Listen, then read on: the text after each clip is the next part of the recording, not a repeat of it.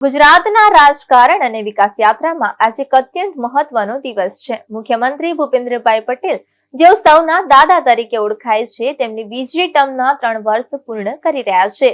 2022ની વિધાનસભા ચૂંટણીમાં ઐતિહાસિક જીત બાદ દાદાએ 12 ડિસેમ્બર 2022ના રોજ મુખ્યમંત્રી તરીકે શપથ લીધા હતા. માત્ર 3 વર્ષની અવધિમાં દાદાના સ્થિર નેતૃત્વ, શાંત પરંતુ અસરકારક કાર્યશૈલી અને સુશાસનના મંત્રથી ગુજરાતે વિકાસના અનેક નવા માપદંડ સ્થાપ્યા છે.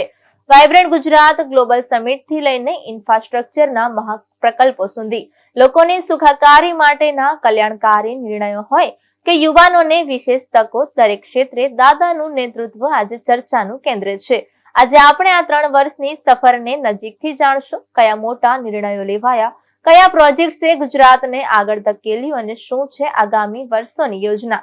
ચાલો કરીએ શરૂઆત.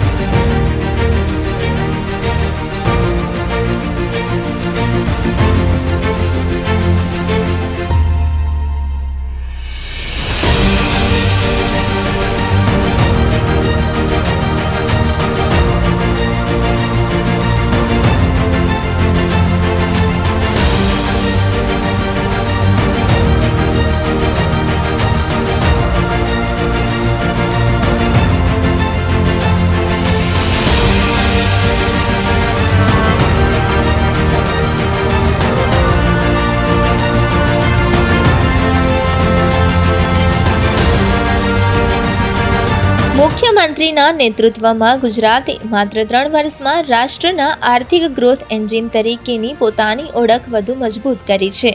નીતિ વિષયક સુધારા દ્વારા મોટા પાયે રોકાણ આકર્ષવામાં આવ્યું છે. બુલેટ ટ્રેન, મેટ્રો રેલ અને એક્સપ્રેસ વે સહિતના તમામ મોટા ઇન્ફ્રાસ્ટ્રક્ચર પ્રોજેક્ટ્સને દાદાએ ડબલ ગતિ આપી છે. પ્રોજેક્ટ સમયમર્યાદામાં પૂર્ણ થાય તે સુનિશ્ચિત કર્યું છે. ગિફ્ટ સિટીનું વિસ્તરણ હોય કે ધોલેરા SIRના વિકાસની વાત, દાદાએ આગામી દાયકાઓ માટે નવા ગુજરાતની બ્લુપ્રિન્ટ તૈયાર કરી છે, જેમાં ટેકનોલોજી, ઉર્જા અને ગ્રીન ઇકોનોમી પર ભાર મૂકવામાં આવ્યો છે. દાદાના શાંત અને નિર્ણાયક શાસનમાં ગુજરાતે અનેક રાષ્ટ્રીય સિદ્ધિઓ હાંસલ કરી છે. તેમના નેતૃત્વમાં આગામી વર્ષોમાં ગુજરાત અનેક નવી ઊંચાઈઓ સર કરશે એ નક્કી છે. 12 ડિસેમ્બર 2022ના રોજ ગુજરાતના 6.5 કરોડ નાગરિકોની સેવાના ભાવ સાથે રાજ્યના મુખ્યમંત્રી તરીકે શપથ ગ્રહણ કર્યા હતા, જેને આજે 3 વર્ષ પૂર્ણ થયા છે. આ 3 વર્ષમાં માનનીય વડાપ્રધાન શ્રી નરેન્દ્રભાઈ મોદીના માર્ગદર્શનમાં ગરીબ, યુવા, અન્નદાતા, નારી શક્તિ સહિત સમાજના દરેક વર્ગના કલ્યાણ માટે રાજ્ય સરકારે નિષ્ઠાપૂર્વક પુરુષાર્થ કર્યો છે.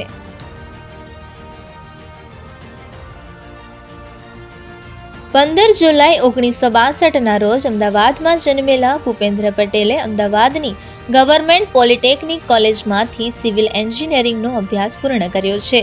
વર્ષ 1987માં તેઓ ભારતીય જનતા પાર્ટીમાં જોડાયા અને ત્યારથી તેમની રાજકીય સફર શરૂ થઈ. 1995-96માં તેઓ મેમનગર નગરપાલિકાના સ્ટેન્ડિંગ કમિટીના ચેરમેન બન્યા. તેમણે 1999-2000 સુધી પહેલી ટર્મ અને 2004-2006 સુધીની બીજી ટર્મમાં મેમનગર પાલિકાના પ્રમુખ તરીકે ફરજ બજાવી. ત્યારબાદ વર્ષ 2008-2010 સુધી તેમણે AMC સ્કૂલ બોર્ડના વાઇસ ચેરમેન તરીકે અને તે પછી 2010-2015 દરમિયાન થલતેજ વોર્ડના કાઉન્સિલર તરીકે ફરજ બજાવી. 2015-2017 દરમિયાન તેમણે અમદાવાદ શહેરી વિકાસ સત્તામંડળના ચેરમેન તરીકે સેવાઓ આપી અને વર્ષ 2017માં તેઓ ઘાટલોડિયા વિધાનસભા બેઠક પરથી ધારાસભ્ય તરીકે ચૂંટાયા. 13 સપ્ટેમ્બર 2021ના રોજ ભૂપેન્દ્ર પટેલે ગુજરાત રાજ્યના 17મા મુખ્યમંત્રી તરીકે શપથ લીધા અને રાજ્યની વિકાસ યાત્રાની શાસનધુરા સંભાળી હતી. વર્ષ 2022ની વિધાનસભા ચૂંટણીમાં તેઓ ભારે મતોથી જીત્યા અને 12 ડિસેમ્બર 2022ના રોજ તેમણે સતત બીજી વાર ગુજરાતના મુખ્યમંત્રી તરીકે શપથ લીધા. આ 4 વર્ષો દરમિયાન મુખ્યમંત્રી ભૂપેન્દ્ર પટેલે મક્કમ અને નિર્ણાયક નેતૃત્વનું મજબૂત ઉદાહરણ આપ્યું છે.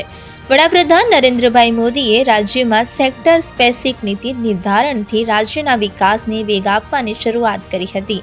તેણે આગળ વધારતા મુખ્યમંત્રી ભૂપેન્દ્ર પટેલે રાજ્યમાં સેક્ટર સ્પેસિફિક નીતિઓ ઘડીને રાજ્યમાં ફ્યુચરિસ્ટિક ક્ષેત્રો માટે દ્વાર ખોલ્યા છે.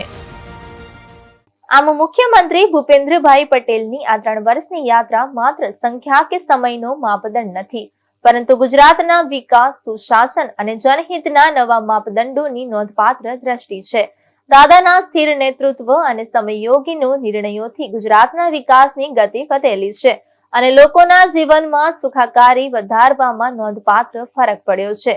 આગામી વર્ષોમાં પણ ગુજરાત નવી ઊંચાઈઓને સ્પર્શશે, પ્રોજેક્ટ્સને નવી દિશાઓ મળશે અને યુવાનો, ખેડૂતો અને શહેરવાસીઓ માટે અનેક નવી તકનો દરવાજો ખુલ્લો રહેશે.